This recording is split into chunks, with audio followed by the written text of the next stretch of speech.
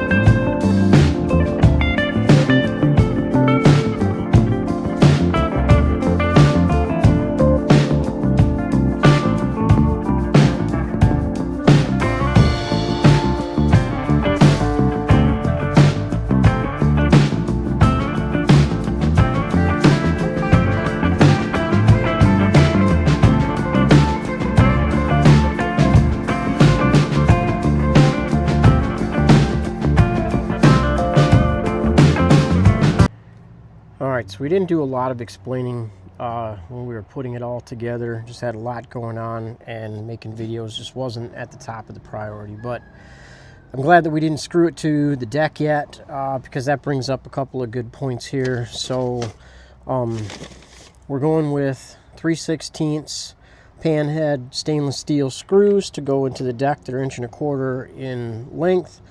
When putting screws into any kind of gel coat, you're going to want to obviously drill a pilot hole or pre-drill the hole before you go and put the screw in. If you put the screw in without pre-drilling, it's just going to crack it, tear it all up, and sometimes I've even had them break the stainless steel.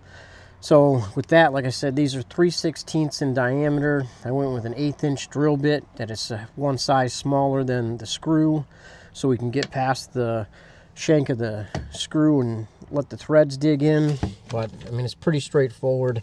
Now, from previous videos and this one, again, I'm just going to reiterate that this is just a dry fit or a mock-up.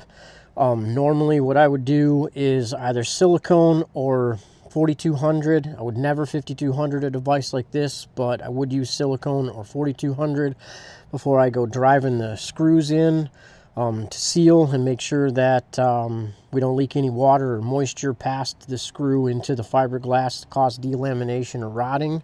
But right, like I said, this is just a dry fit to get everything, all the accessories on the boat that we want to have on the boat before we take it back apart and gel coat everything.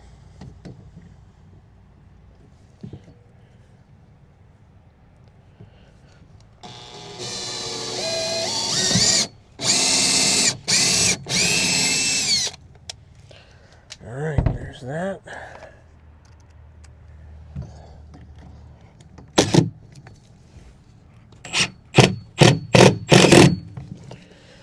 And that's it. And we're gonna do that 3, 6, 12 more times. All right. All right, so it's on here. I mean, it's not that bad for what it is. I mean, it is an Amazon Ttop. My only concern moving forward with it is going to be the plastic's getting deteriorated relatively quickly here in the Florida sun. But I mean, for what it is, this isn't bad. The only thing about the kit that I'm a little disappointed in is it didn't come with enough screws to screw it to the deck. And it has these machine crimps up here in the top where the top connects to the base.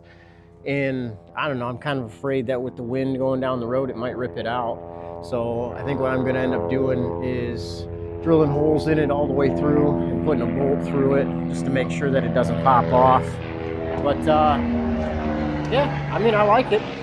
For what it is, this isn't too bad. And it's got a nice little spot here to mount the solar panel to, so it keeps the batteries charged. And yeah, I guess tomorrow we're gonna have to take it out in the water and see what it does.